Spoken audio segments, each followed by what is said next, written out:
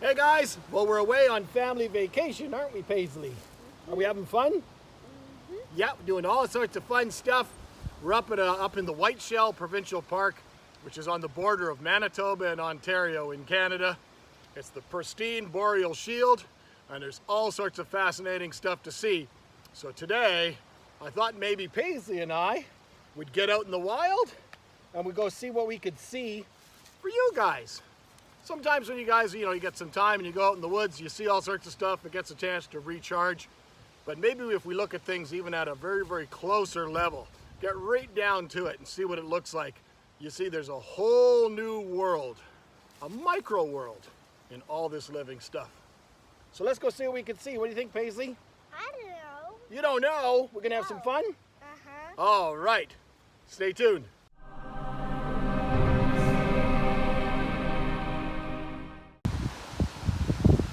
The Boreal Shield. Plants grow very, very slowly. They have to deal with harsh winters. These ones are all lithophilic, meaning most of these plants are actually growing directly on rocks. Now the trees obviously are not growing on rocks, or the big shrubs. They're growing in little pockets between the rocks where debris and leaf litter and such is collected and created a soil compact. But all different types of mosses.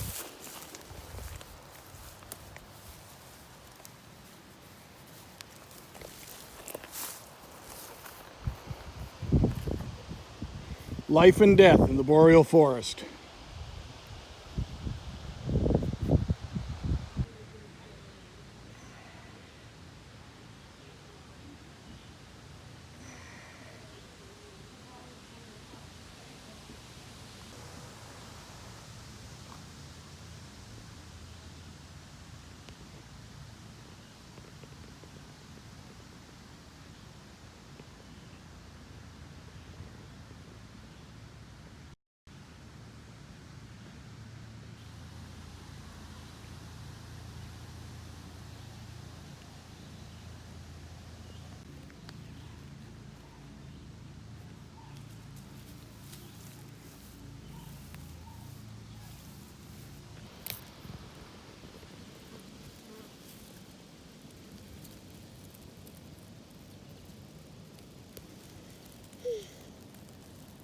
This little shrub here growing up here on the rocks is a type of juniper. And now maybe some know, some might know, but junipers produce these berries along their stems. And junipers are used for one very specific thing, and that's making gin. So, if you're ever out in the woods and you feel compelled the need to make some gin, just find yourself some juniper berries. These ones aren't quite ripe yet, but if you were to eat them, they'd taste very, very bitter. But that's where gin comes from. Now, if you're ever in a pinch and you're out in the wild and you're feeling a bit peckish, you need a little bit of a snack, or maybe you're in survival mode and you're not really even sure what to do, there's all sorts of edible things out there. And they're things that you probably buy in your grocery store. You just don't know what they look like in the wild. But this is raspberry. This is wild raspberry. I'm sure we'll find some today because we were out here picking yesterday. But they're all over the place. You can see the plants are all over the place. They've got that prickly spine, so that's one thing that we see.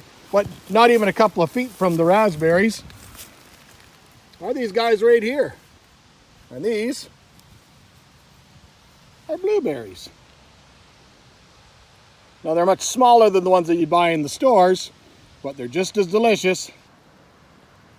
And the blueberry bushes are plentiful, so you could pick the blueberries, come back in a week, and there'd be more blueberries all over the place.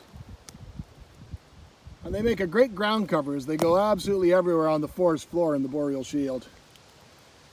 Great little plant. Here we are, we're basically at a camp. There's our beach down there and our boat lodge, and our cabin's there just in the woods. So we're totally roughing it, as you guys can see. We've even got air conditioning, which we don't even have at home. But this is Caddy Lake. Caddy Lake is a series of lakes. It's in the Whiteshell. It's only a few minutes away from West Hawk Lake and Falcon Lake. It's actually attached to a couple of lakes called North Cross and South Cross by a series of tunnels that they've made through to transport back and forth. Beautiful, beautiful habitat. We're right on the top of a gigantic granite outcrop. Now let's go see what kind of stuff lives here. So Paisley found a nice comfortable spot to rest here on this nice granite outcropping. But as you can see, life out here is probably a little bit more harsh than other zones.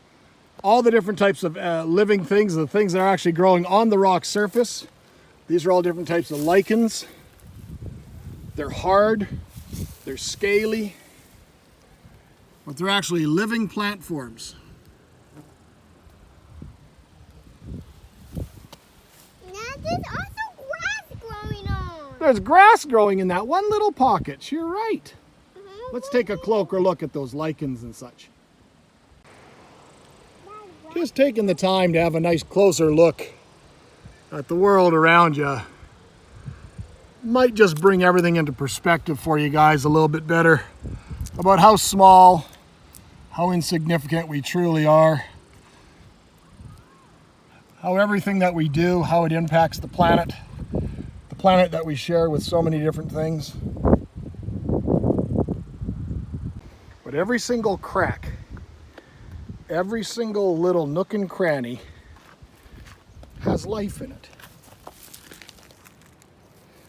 Tiny little mosses, different types growing all in one area, or ferns.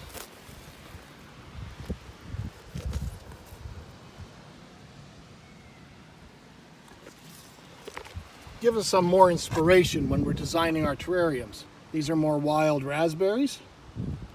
There's another one there. In nature, with death comes life.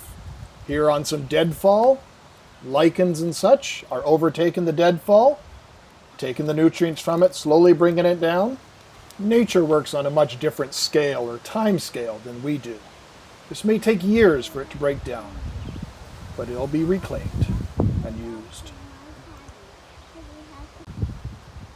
Paisley, what'd you find? Wild raspberries. Are they delicious? Uh-huh. Are they a thumbs up too? Yeah? They look good.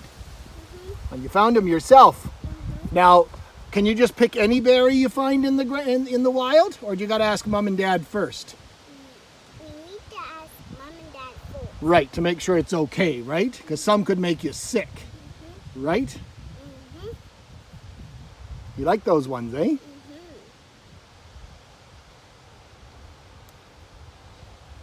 Mom, raspberries taste good. Does Mom and Dad give you breakfast, or did you have to come out in the wild and find breakfast for yourself? I have to come out and find berries. Yeah? I had blueberries in my Cheerios. You had blueberries in your Cheerios already. Well, that's pretty good. So Dad and Mom don't make you go and find food for yourself, right? We give you food at home?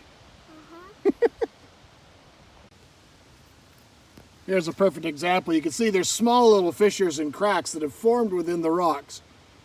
And plant seeds have somehow found their way. Little trees and shrubs have found their way into these cracks and started a new life. Now, probably dating back, and I might be completely wrong in this, but this may come very well for the inspiration over in Japan, where people were coming up with bonsai. Because honestly, some of these things could be seedlings of actual trees, and because there's very, very little nutrient available, they'll live out a long life, but they'll never get very, very big. And because they're exposed to elements that are a little bit different than other places, they'll probably have some dead wood on them and stuff. So a lot of those techniques you see in bonsai are things that you might very well see in these trees 50, 20, 100 years from now. The different types of mosses and lichens all living sympatrically, literally living out an existence on the surface of a rock. And then when we come over here, we get all sorts of different types of mosses growing out. We've got this one, looks like little stars, beautiful little star kind of growing out. We've got different types. We've got something like a little moundy moss here. I don't know the names of all these different types of mosses and lichens. But the fact that it's living out its entire life on a rock. So here in these areas where there's tree cover, but it's broken up a little bit. It's just not solid trees all the time. This is the land where the ferns tend to dominate the undergrowth. All sorts of different native types of ferns populate the forest floor. Now, ferns are very, very primitive plants. They don't reproduce by seeds the same way as other plants. They reproduce by shooting out spores. And that's what these little brown things are all on the underside of their leaves. These are all spores. And every species of fern, the spores will be obviously different. You'll look at, if you have, say, a Boston fern as a house plant, and you look at the leaves, the underside, this one here is either an immature plant and hasn't produced yet. So these ones got them all over the ridge of the leaves. But if you were to look at the underside of, say, a Boston fern, they'd be large conical-shaped or disc-shaped spores. So as you can see, they dominate the forest floor in the area where there's good shade but a little bit of sun penetrates. And they still allow for other plants to grow below it. So they give it that nice primitive kind of look. Now the tree behind me, now if you live anywhere in North America, and especially in the northern climate, you know exactly what tree I'm standing behind. The bright white bark, very, very characteristic of the birch tree. This is the native birch. Now the one thing that's neat about it is that they call it the paper birch.